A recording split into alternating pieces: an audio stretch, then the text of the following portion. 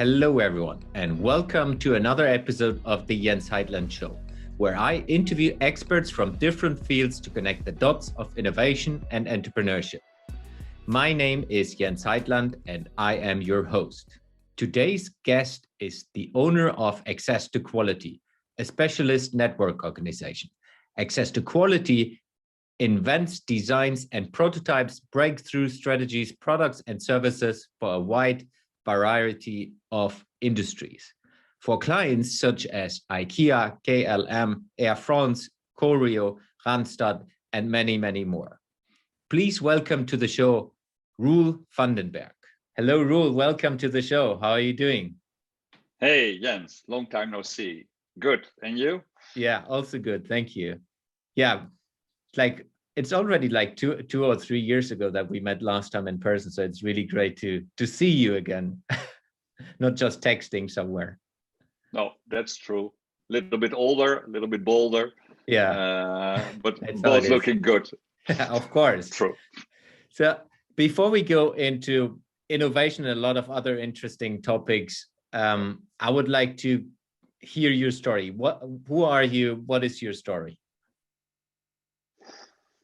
Okay, let me start, not when I was born, but let me start where the interest of what I'm doing started actually in my life. And that was when I was 12, when my father joined a big global retailer. And the grandson of the founder of that retailer was my father's boss. And he came to our home frequently. And I really got fascinated by this man called Albert Heijn. Because he was always telling very interesting stories about what happened on the street with consumers. And of course, now I know what he meant with consumers, but because when I was 12, I had no clue what he was talking about, but his stories were so good. And then make a big jump because my whole family is mechanical engineer. I became a mechanical engineer as well.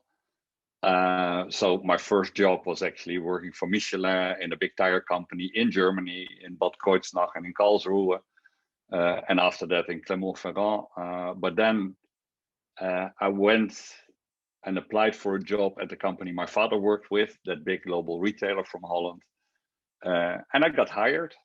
And that became a beautiful journey in my life of learning how to work always from a consumer perspective towards creating value.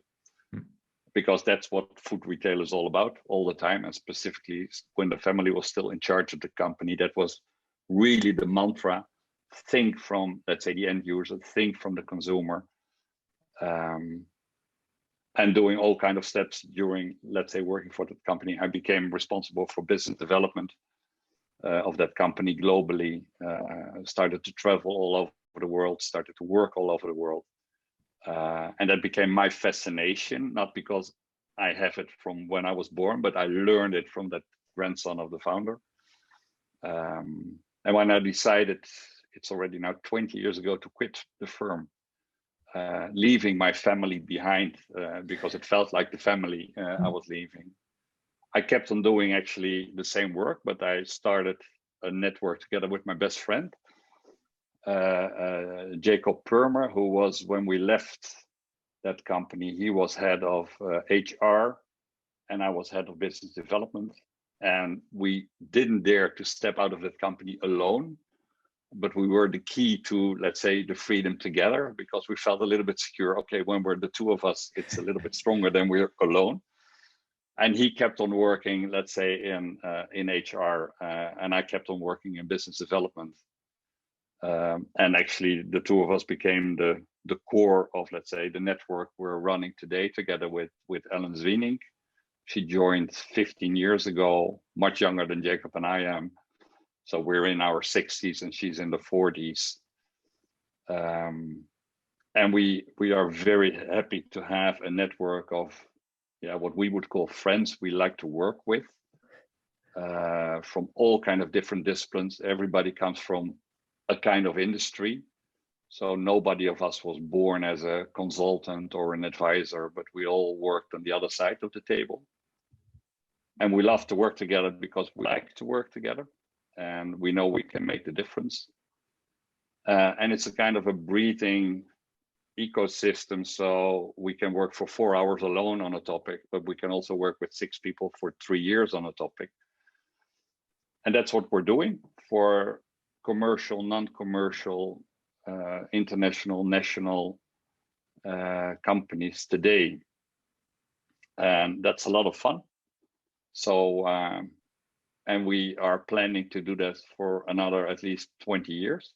So as long as clients are asking for our help, we will help them, because it's work, but also for me, work is a purpose in life. So it's not a necessity, but it's just fun.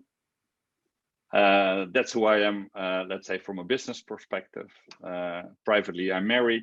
I've got 2 beautiful sons who already have their own families. I love mountain climbing and mountain biking, because I'm a real strong believer that if your body stays in a good shape, at least my mind stays in a good shape. I'm 300% curious. So I don't have a preference for, let's say, company A or company B, or let's say, doesn't really matter where you put me on earth, because I can be curious in everything. That's what drives me today. Nice. I would like to dig deeper in one topic. I remember when we have met last time in Portugal, in Porto, we have had a beer together, and you told me that you do once a year a team trip. Yeah. Can you explain that story and how you came doing that? Yeah, that's a good question. Let's say the 2 and now the 3 of us, because now it sounds like a kind of an institute, the annual trip, but it started. Actually, it started with Jacob and myself when we said, I think it's already 12 years ago, we don't know anything about the Islam. And we were working for clients where, let's say, the multicultural societies popped up, and we, at least also in Holland, companies where also Islamic people were employed. And we said, we don't know anything about that. And then we said, okay, let's travel from Tehran in Iran to Xi'an in China, and we go through Central Asia. Because we learned, or we heard, and afterwards we learned that in the countries you travel to, meaning you start in Iran, and then a little corner of Afghanistan, and then Turkmenistan, Uzbekistan, Kyrgyzstan, and then China, in all those countries, they experience the Islam or in a different way. And that's actually how it started. And did we get answers? Partly. Was it unbelievable, inspiring? Yes, it was. And we experienced that it was actually affecting the way of us looking to our work, because we became actually a little bit more global citizens with a more open mind. And not only, I mean, I traveled a lot for the company, the food retailer in the old days, but that was always work related. So you would be in a plane, you would be in a hotel, you would be in office, you would do your thing, and then you would fly back again. And then you don't really dive into, let's say, the life of other people. And during the 3 months we traveled to Central Asia, you really feel you experience what's really happening over there much more. And actually that was the starting point. So we said, okay, 3 months is maybe a little bit long. And we can't afford ourselves to do that every year. And then we said, okay, let's start to do it in things we don't understand. We will at least go once a year to a place we don't understand. And that's how it started. And then Ellen joined us. So every year, the 3 of us go to a place where at least we think we can learn something or don't understand something. So we started with Tokyo, Seoul in Korea, Delhi in India. 2 years ago, we went to Lagos in Nigeria. We should have gone last year to Kazakhstan, but of course that was cancelled. We went to Israel, but Israel was not the main thing, but the West Bank actually was the main thing we wanted to go to, things like that.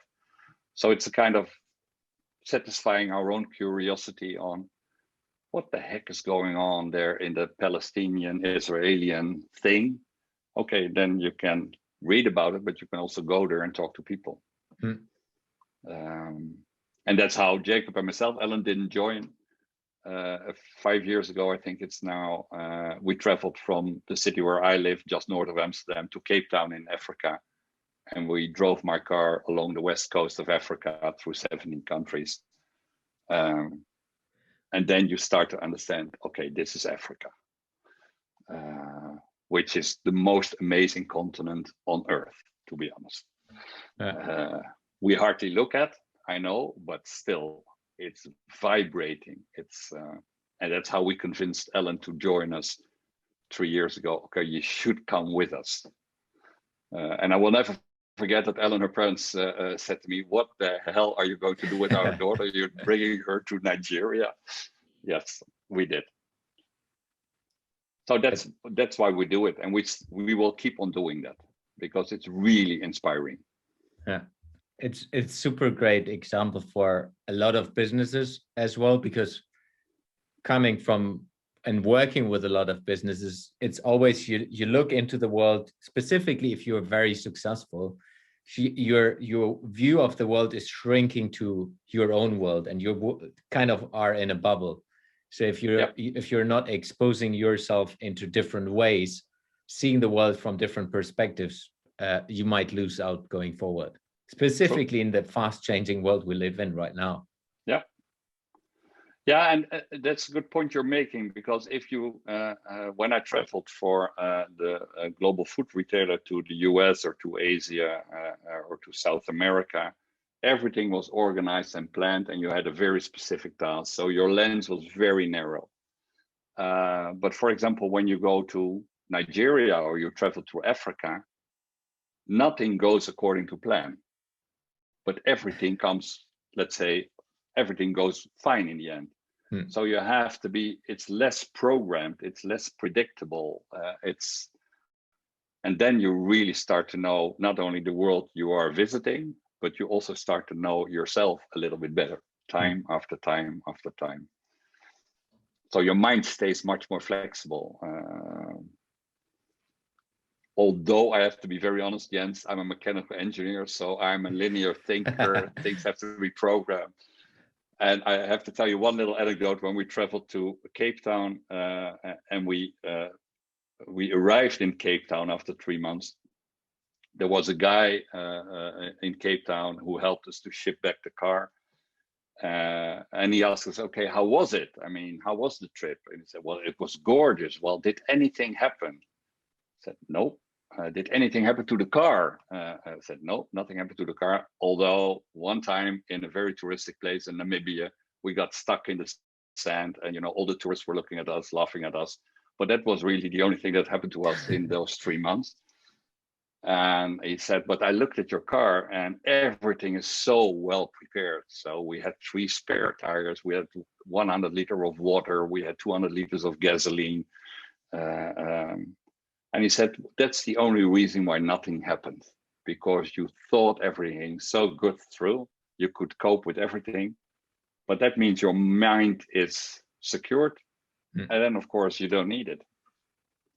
And that's something I take with me, that experience day after day, because you can prepare yourself, but things will never happen the way you planned. But at least there is a kind of, call it self-confidence. If something then happens I can't control, I've got it in control, at least. Yeah, beautiful. So I have a couple of trigger words getting us into a little bit the innovation space. Maybe let's start with high level understanding. What's your understanding of innovation? For me, innovation is a mindset. It's it's a mindset. It's not a discipline. It's not a trick. It's not. It's a mindset of a human being, and that's actually it. for me, innovation. And it's the ability to adapt to things that can threaten you or that are opportunities for you on the short run, on the long run, doesn't really matter. But it's the mindset in everybody's head, because I think everybody can innovate. It's not a specific skill like somebody who can weld or somebody who can build bridges. No, it's the mindset.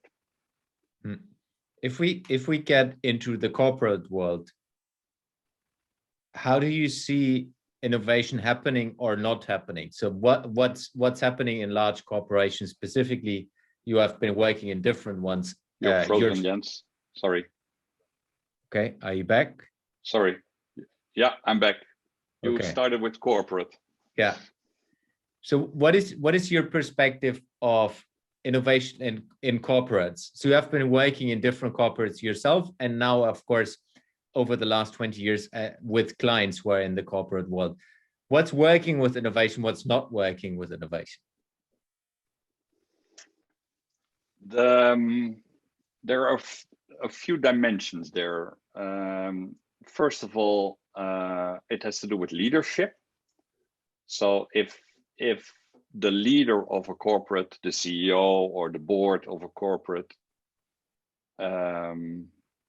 is able to steer a company or to inspire a company that what they're doing today is good for today, but they have to be open-minded. They have to stay curious on things that will pop up on their path. So you can look in a certain direction, but do you really see what you're looking at? So I've seen CEOs lead companies that were really inspiring people to look at, let's say, the world ahead, the road ahead, like this. And in those situations, you could see that innovation could become an integrated part of the culture, and those companies were able to adapt themselves to changing circumstances. So they were a kind of resilient towards changes, and there can be threats or opportunities, doesn't really matter. And I've seen other companies where you see, okay, we organize innovation. So innovation became a department. So, something on the door that says, okay, this is the Department of Innovation. My limited experience is those things failed. And so it's leadership, it's mindset, it's having the freedom to look at things, see things. You don't know exactly what it is, but is there a culture where at least it can be debated, it can be discussed, and maybe even you are allowed to anticipate on it in a kind, call it a pilot or a project, whatever, and try to discover if it's really a threat or if it's really an opportunity. Those companies are constantly changing, and I would call that innovation. So they're constantly adapting, not in huge major steps, but on all kind of small steps. And the other ones that try to organize it as a function, they actually are stuck into their daily business all the time. And they are not stepping out of the thing they're in every day, every moment of the day. No, that's my experience so far. And actually, it's not only with big corporates, it's also with smaller companies. So we once worked for a beer brewer in the south of Holland, a family-owned company. And that whole family has a mindset of we have to change every day because they love it. And it's a huge family there. They have 220 family members. Not all of them are working in the company, but they have a kind of mentality. They love change. And what I also see that a lot of big corporates or also smaller companies, they hate change. Yeah. They don't want to change. It's beautiful to be in my little bubble and let me stay in that bubble. Please don't hurt the bubble. I would like to double down on the change part. So, I mean, you have been working with change in different ways in the past. Yeah. What are the ways you think change is working, or enabling change works better or not good?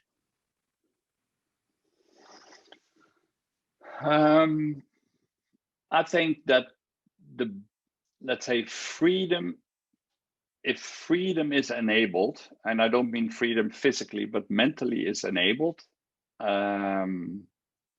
freedom of thinking, freedom of debate, freedom of pushback, freedom of, okay, we agree to disagree, freedom to dare to state your opinion on things, although you can't prove it, you don't know what it is.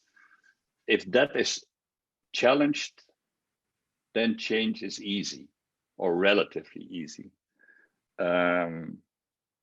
If those conditions are not created, I mean, change is difficult, because then everybody's going to look at the big leader. It could be North Korea. We're all looking to the big leader, and the big leader says we go all left now, and then we follow like slaves. You can say, okay, that changes as well. Yes, it does, but it's very, let's say, unstable. But if people feel that they are part, let's say, of the change, they can influence the change, they can understand the need for change, which, by the way, is almost always outside of the company. The need for change can be the customer, can be the client, can be societal developments that are happening. That you have to show people, okay, let's look at this. What is happening out there? Is that a threat? Is that an opportunity? If those conditions are created, you see that it works. Then change is relatively easy. That's one part. That is more a cultural part. But you also see that you have to allow. But that's my theory. In my theory, there are 3 types of human beings. You have the people that, let's say, the artists, the creators, the painters, the sculptors, the anarchists, people that don't want to be put in a little box. They can create things from zero. They are really original thinkers, and I'm exaggerating, but I would call them the anarchists. And on the other hand, you have the people that love to be in a bubble and please tell me what to do every day, because and in between is a kind of type of human being. I would call it the footprint thinkers. They are able to talk and understand the people that are in the energy zone, but they also understand, let's say, the people that are in the bubble, and they build bridges. And if you have all 3, so if management enables all 3 to be allowed to be there, you see that change is easy. But if you have an anarchist going into, let's say, the bubble, I mean, it's like putting the fox into the hen house. That doesn't work. So there should be something in between. And then you see that change is actually smoothly. It's relatively easy, because I believe that in essence, people are, let's say, at least in our culture and the Western culture, you see that people are more or less afraid of change. Maybe that's a little bit too heavy, but change is a little bit scary. Change is a little bit, okay, what do I lose? It can be status, it can be security of a job, it can be, which in all cases is not true. I mean, if you just sit there and obey every day, you can still, in a reorganization, be kicked out.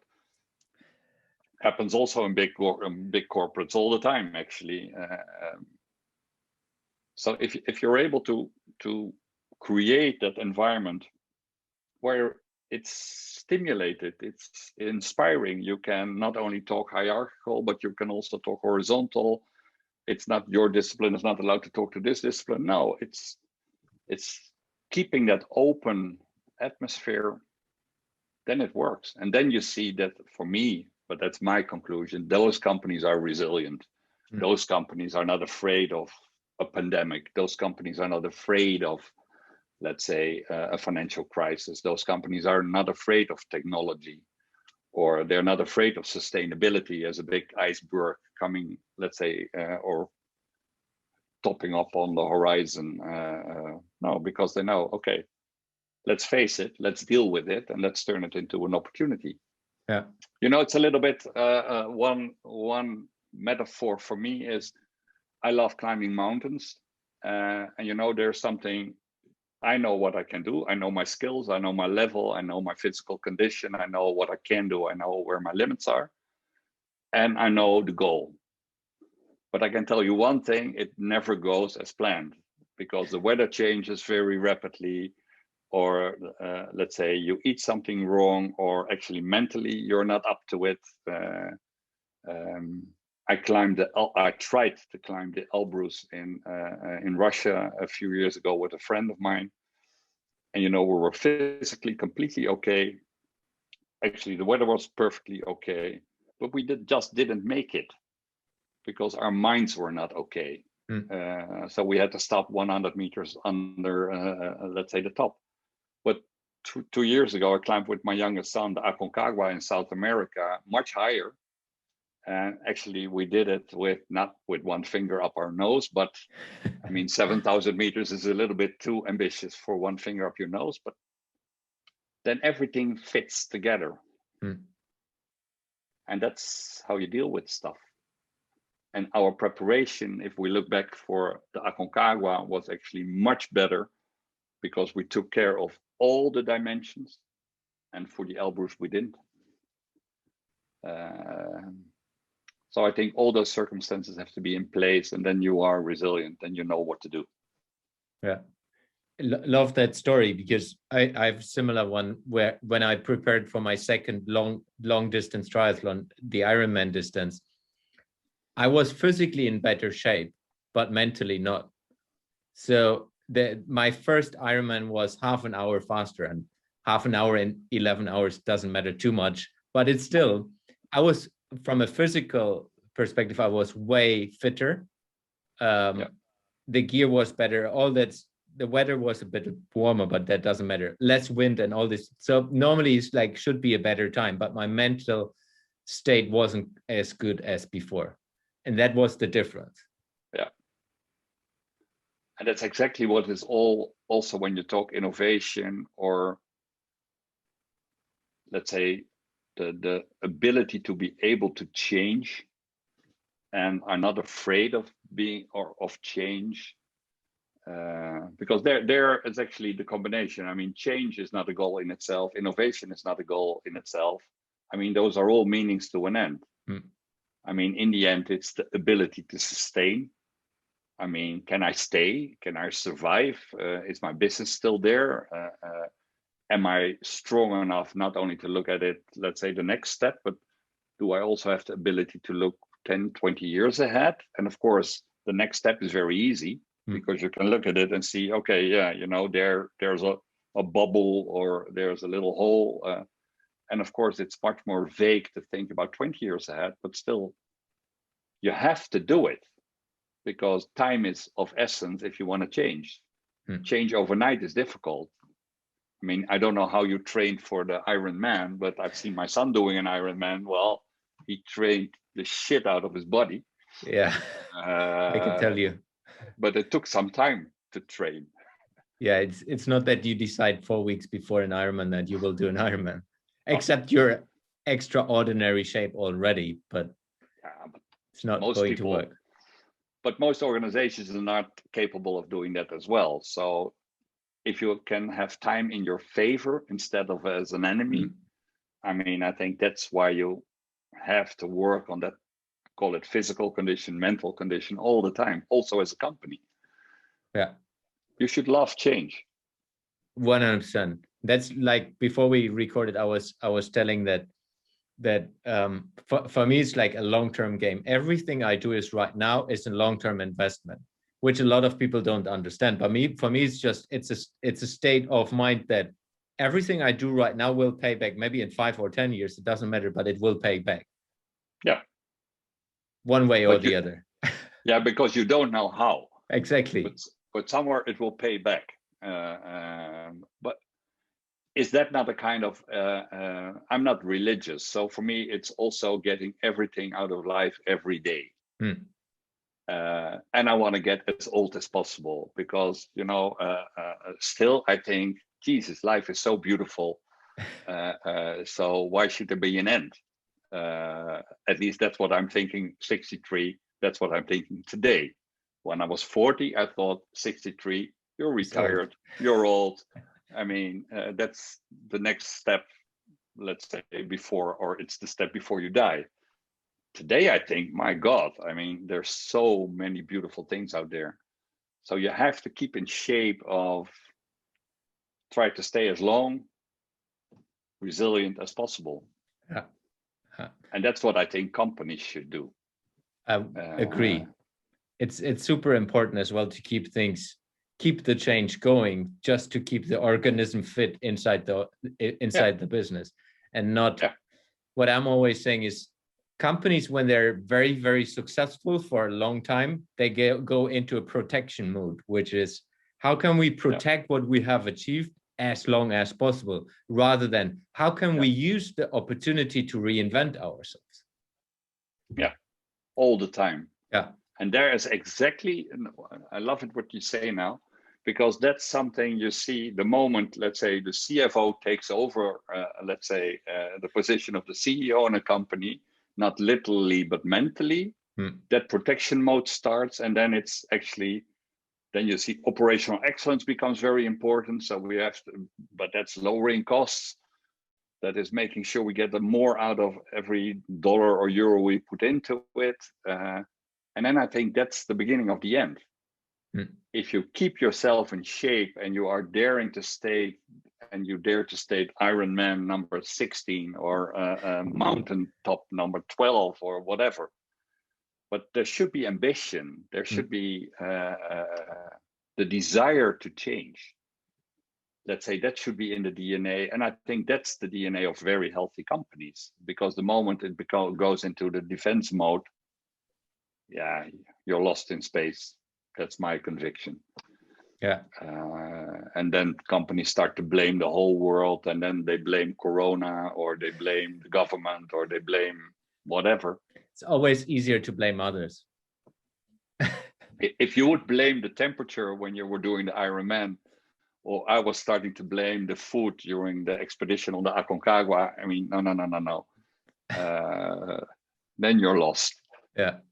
Then you're really lost. I would like to use that to look into transformation. So one part is, of course, the change, and then you as a professional, as an advisor for companies, you're often asked to, hey, we need someone from the outside who can help us to transform. Yeah. How are you starting a conversation like this, and how are you starting even a relationship like this?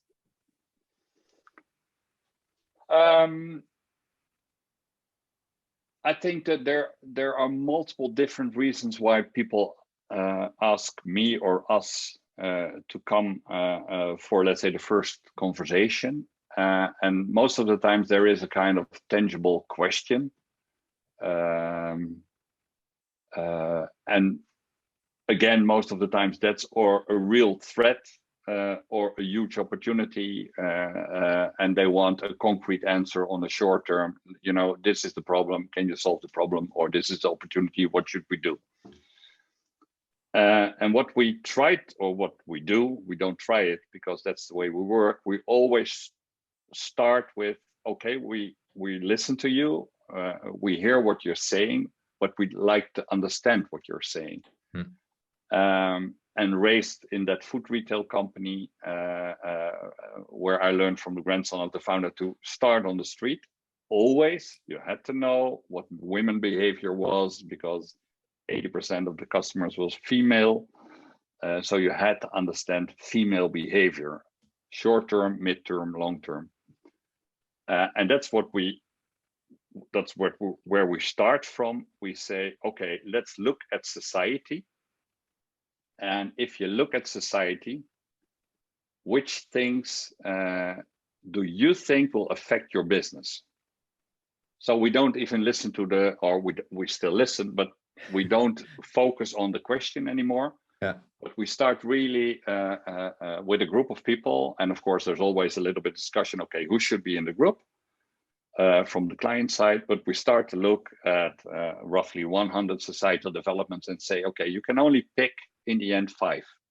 because you say, as a team, you say, if we don't adapt to these societal developments, we are in deep shit, or we are losing opportunities, or whatever. And when we establish that foundation, then we start to think, okay, but if you look at society like this, that's interesting. So you pick those 5. What the next question is, okay, who are your, let's say, your clients, and what are their needs? So step away from, let's say, the what question, but first go to the why question. And then you see beautiful discussions pop up that sometimes they have a hard time, let's say, defining their clients, who really is a client. Sometimes it's internal, sometimes it's external, sometimes it's a consumer. In other companies, they call it a patient. In the next one, they call it a PAX. But you have to define, let's say, the client, and then you start to ask, okay, but what are their needs? And that's always a tricky part in the way we approach it, because what we learn them is that, let's say, your client needs, or your customer needs, or your consumer needs, they are on a subconscious level, because you have to ask why to come to the real thing customers or clients need. And then actually we have a kind of fundament that says, okay, this is how we look at society from, of course, the business they have in their backpacks. And hey, okay, these are our clients, these are their needs, and then we have the why. And then you start to look at, okay, but what are we going to do with those insights? And there is it's a kind of indirect way to come to, most of the times, their questions, because that's on the what level, or in big corporates, even on the how level. So then we start to drill down, okay, but if these are the societal development, these are the needs, okay, what could be then what you have to put as value towards those needs to make sure that you stay in business? And on that level of the what, we always use, okay, but who do you want to be through the eyes of a customer or your client? And not, let's say, in figures, but let's say in a qualitative way. So how do you want the client to talk about you when he comes home or she comes home? And what do you want to be? And that's more, let's say, your positioning in the field of competition. And the last thing we go into is into the how. Okay, if we have established the why, we have established the what, and then actually the how is very easy. But what we actually notice a lot of times, people start on the level of how.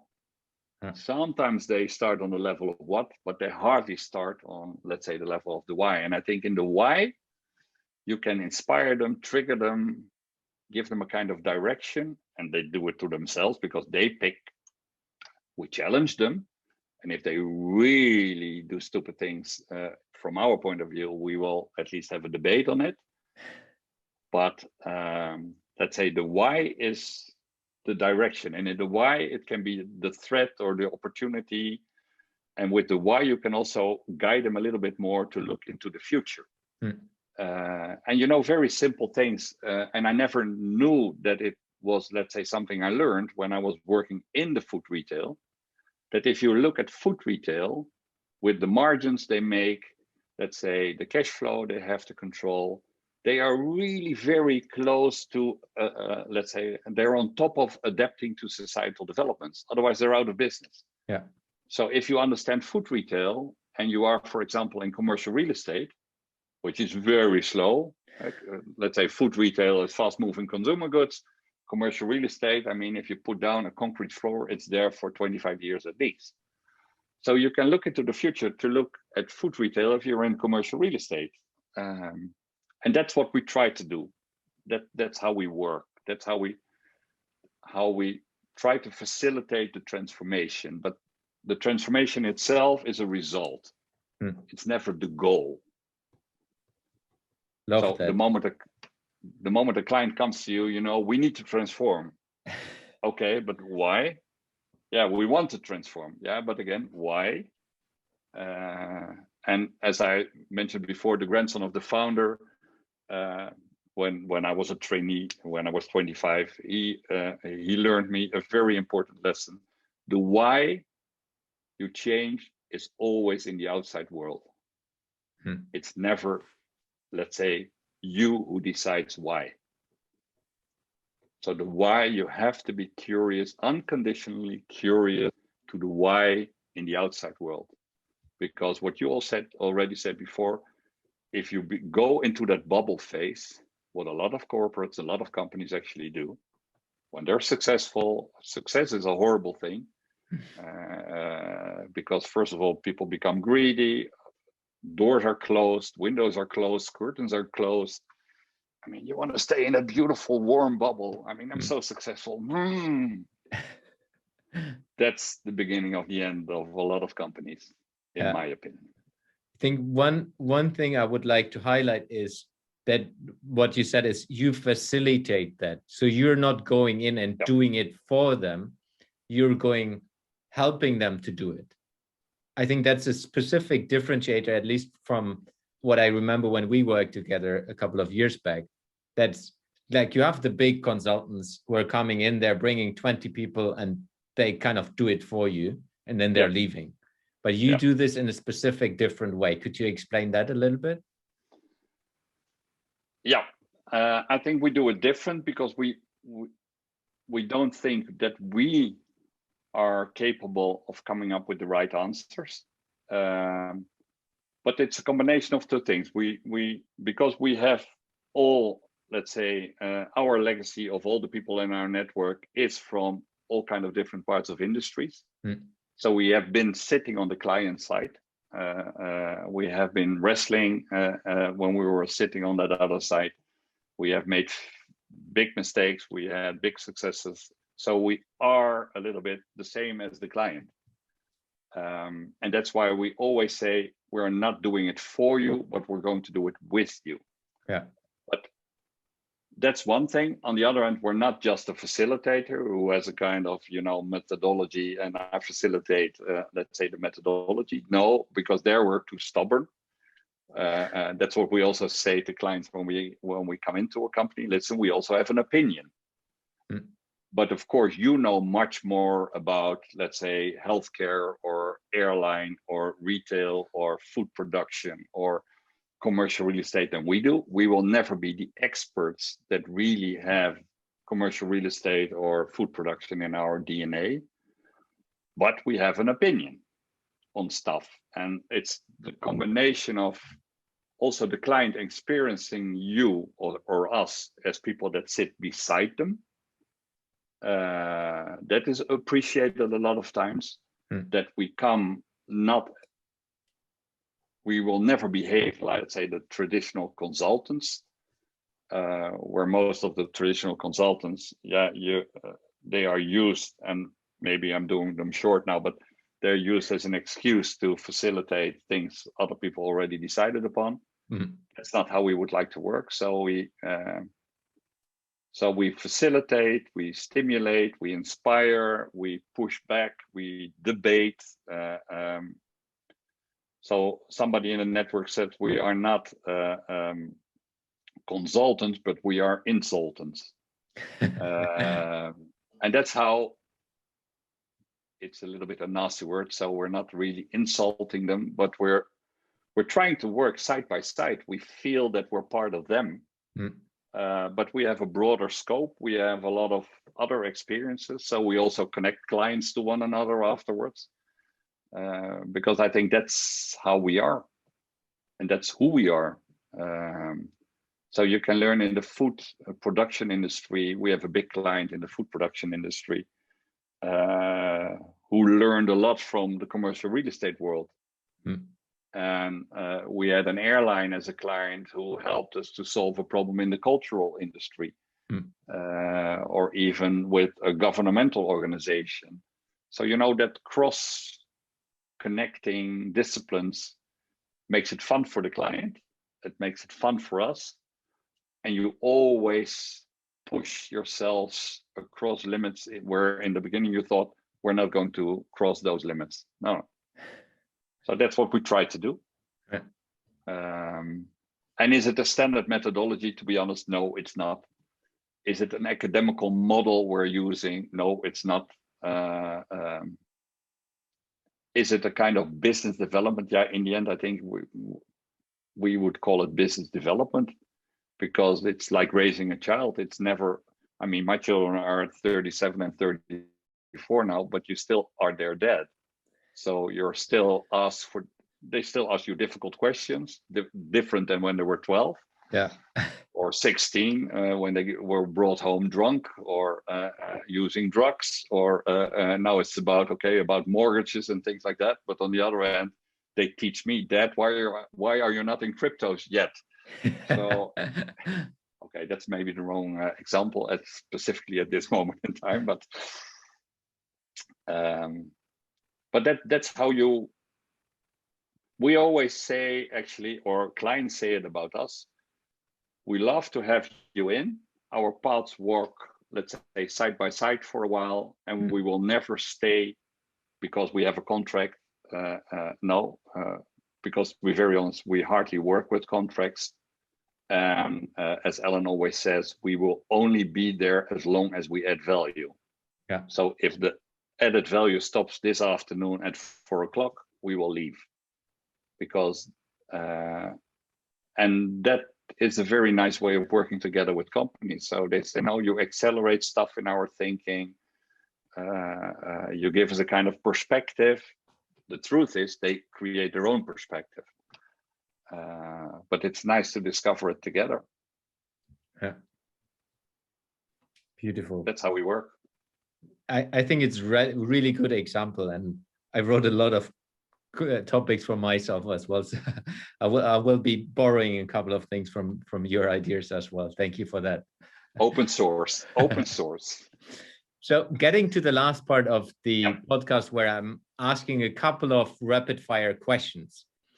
First one is a really small one, which is, if you would be having the chance of working with a topic, working with a project that's impacting every human being on Earth, what project, what topic would it be, and why would you choose to work with that?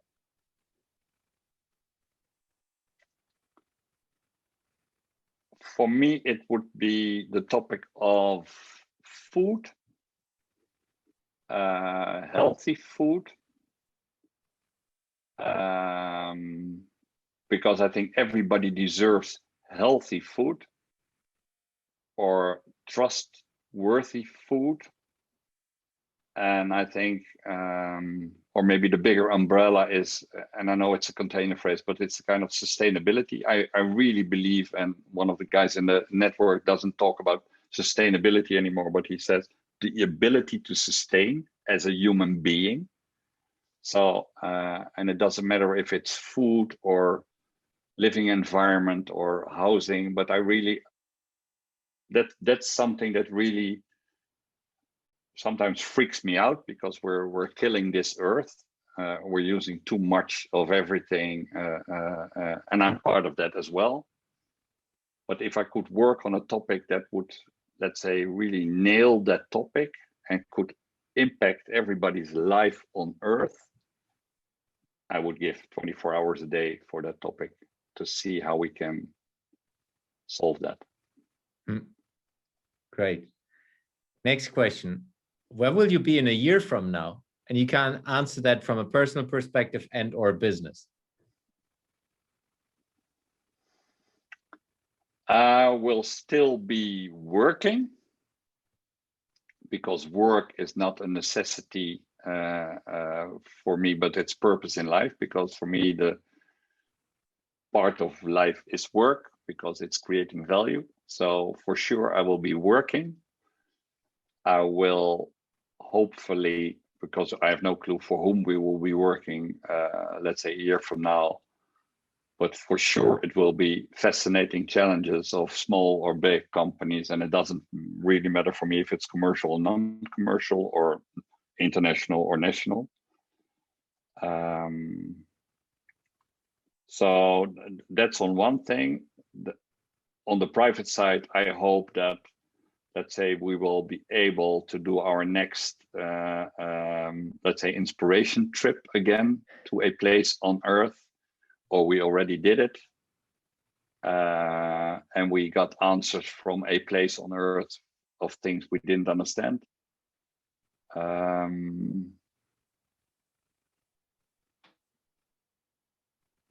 and being happy.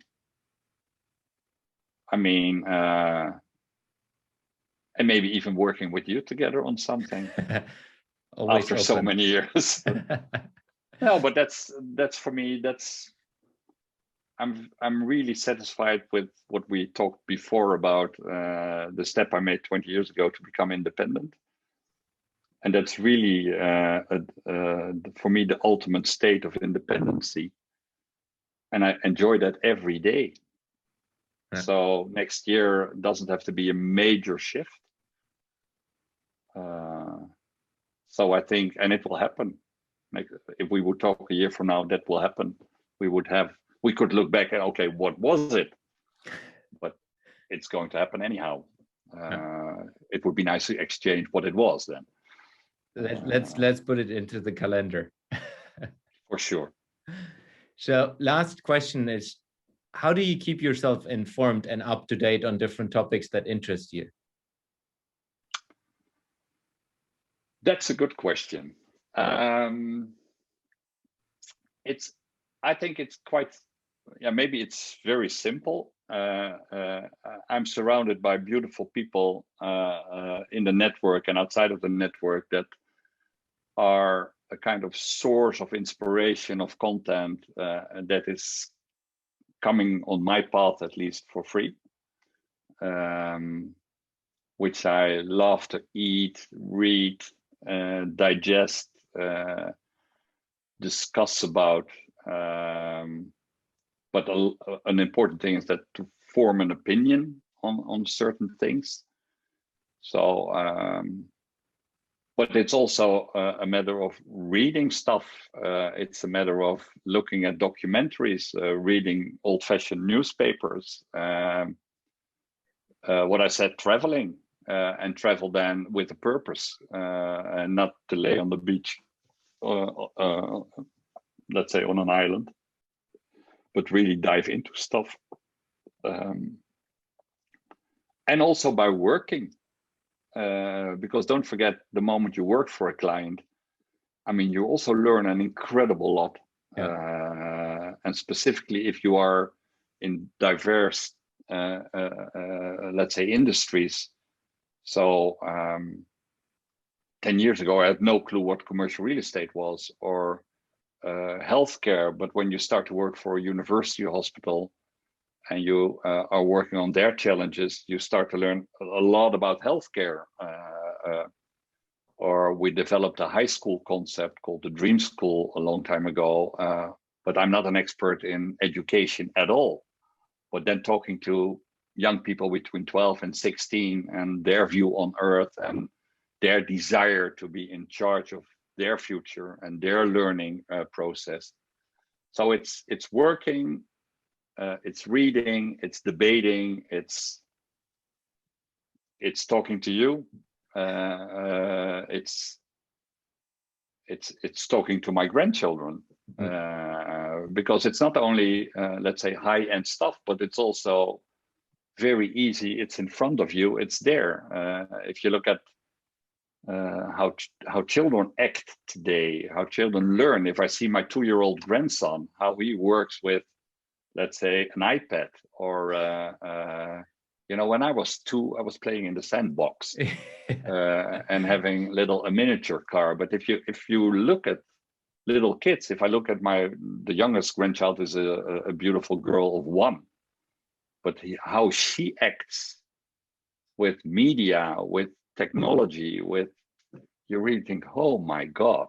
But that's how you keep up to date, I think. And not only talking to 63 peers. I mean, then because a lot of my 63-year-old peers are, let's say, living at home, looking forward to be, let's say, retired, planning all kind of long trips. And I love it for them, but that's not me.